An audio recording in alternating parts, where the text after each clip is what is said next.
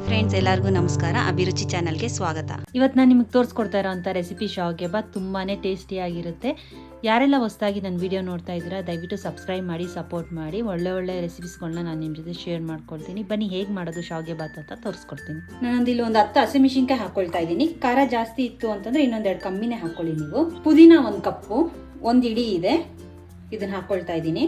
ಸ್ವಲ್ಪ ನೀರು ಹಾಕ್ಕೊಂಡು ಇದನ್ನು ಪೇಸ್ಟ್ ಮಾಡ್ಕೊಂಡು ಬಿಡೋಣ. ಪೇಸ್ಟ್ ರೆಡಿ ಆಗಿದೆ. ಈ ಕಪ್ಪಲ್ಲಿ ನಾನು 2 ಕಪ್ ಅಷ್ಟು ನಾನು ಅನಿಲ್ ಶಾವಿಗೆ ಹಾಕ್ಕೊಳ್ತಾ ಇದ್ದೀನಿ.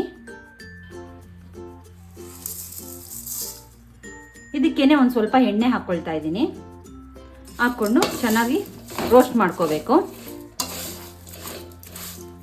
ಅನಿಲ್ ಶಾವಿಗೆ ಸಣ್ಣಕ್ಕಿರುತ್ತೆ ನೋಡಿ, ಈ ಥರ ಸೇವ್ ಥರ ಇರುತ್ತೆ. ನೀವು ದಪ್ಪ ಶಾವಿಗೆಲ್ಲೂ ಮಾಡ್ಕೋಬೋದು, ಇದು ಚೆನ್ನಾಗೇ ಆಗುತ್ತೆ. ಐ ಫ್ಲೇಮಲ್ಲಿ ಇಟ್ಕೊಂಡು ಉರಿಬಾರ್ದು, ಯಾಕಂದರೆ ಅದು ಸೀದೋಗ್ಬಿಡುತ್ತೆ, ತಳ ಹಿಡಿಯುತ್ತೆ, ಕೆಂಪಗಾಗುತ್ತೆ. ಲೋ ಫ್ಲೇಮಲ್ಲೇ ಇಟ್ಕೊಂಡು ಈ ಥರ ನೀಟಾಗಿ ಮಿಕ್ಸ್ ಮಾಡ್ಕೊಳ್ತಾ ಇರ್ಬೇಕು. ಹಿಂಗೆ ಒಂದು 2 ರಿಂದ 3 ನಿಮಿಷ ಮಾಡಿಕೊಂಡ್ರೆ ಸಾಕು. ಶಾವಿಗೆ ಹುರಿದಿದ್ದಾಗಿದೆ. ಸ್ಟವ್ನ ಆಫ್ ಮಾಡ್ಕೊಳ್ತಾ ಇದ್ದೀನಿ.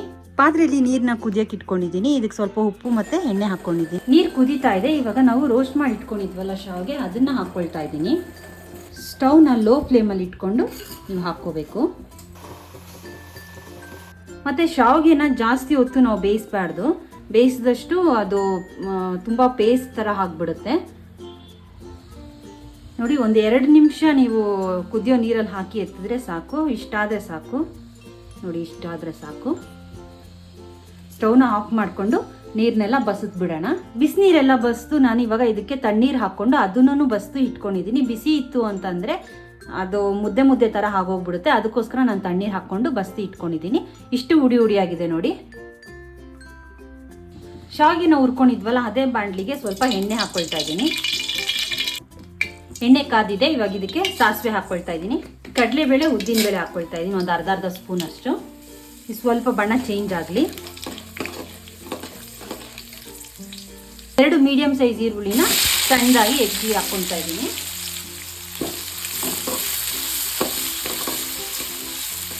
ಈರುಳ್ಳಿ ಚೆನ್ನಾಗಿ ಫ್ರೈ ಆಗಲಿ. ಇದಕ್ಕೆ 1 ಸ್ಪೂನ್ ಶುಂಠಿ ಬೆಳ್ಳುಳ್ಳಿ ಪೇಸ್ಟು, ಸ್ವಲ್ಪ ಹಸಿ ವಾಸನೆ ಹೋಗೋ ತನಕ ಫ್ರೈ ಹಾಕಿ ಸಾಕು.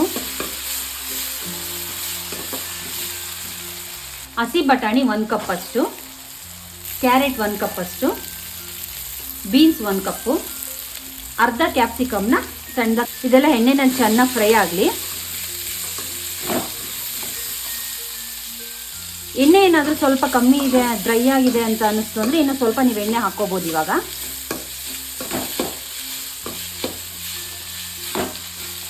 ಎಣ್ಣೆನಲ್ಲೇ ತರಕಾರಿಗಳು ಚೆನ್ನಾಗಿ ಫ್ರೈ ಮಾಡ್ಕೋಬೇಕು. 80% ಹಿಂಗೆ ಬೇಯಿಸ್ಕೊಂಡ್ಬಿಡ್ಬೇಕು ನೀವು, ಯಾಕಂದರೆ ನಾವು ನೀರು ಹಾಕಿ ಏನು ಬೇಯಿಸಲ್ವಲ್ಲ, ಅದಕ್ಕೋಸ್ಕರ. ಅದಕ್ಕೆ ಹೇಳಿದ್ದು ಸ್ವಲ್ಪ ಎಣ್ಣೆ ಏನಾದರೂ ಕಮ್ಮಿ ಇತ್ತು ಅಂತಂದರೆ ನೀವು ಹಾಕ್ಕೋಬೇಕು ಅಂತ. ಇವಾಗ ಇದಕ್ಕೆ 2 ಮೀಡಿಯಂ ಸೈಜ್ ಟೊಮೆಟೊನ ಹಾಕ್ಕೊಳ್ತಾ ಇದ್ದೀನಿ. ಮಿಕ್ಸ್ ಮಾಡ್ಕೊಳ್ಳಿ. ಟೊಮೆಟೊ ಎಲ್ಲ ಸ್ವಲ್ಪ ಮೆತ್ತಗಾಗಲಿ. ಸ್ವಲ್ಪ ಅರಿಶಿನ, ರುಬ್ಬಿ ಇಟ್ಕೊಂಡಿದ್ವಲ್ಲ ಪೇಸ್ಟು, ಅದನ್ನು ಒಂದು 5 ಸ್ಪೂನ್ ಅಷ್ಟು ಹಾಕ್ಕೊಳ್ತಾ ಇದ್ದೀನಿ. ಗರಂ ಮಸಾಲ 1-2 ಸ್ಪೂನು. ಉಪ್ಪನ್ನ ನೋಡಿಕೊಂಡು ಹಾಕ್ಕೊಳ್ಳಿ, ಜಾಸ್ತಿ ಆಗೋಗುತ್ತೆ. ಆವಾಗಲೇನು ಹಾಕಿದ್ವಿ ನಾವು. ಇದಿಷ್ಟು ಹಾಕ್ಕೊಂಡು ಚೆನ್ನಾಗಿ ಮಿಕ್ಸ್ ಮಾಡ್ಕೊಂಡು ಬಿಡೋಣ.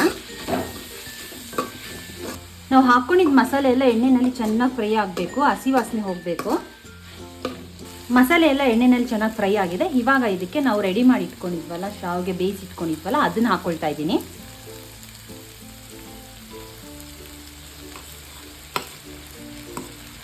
ಹಾಕ್ಕೊಂಡಿದ್ದಾಗಿದೆ. ಮಿಕ್ಸ್ ಮಾಡ್ಕೊಂಡ್ಬಿಡಿ.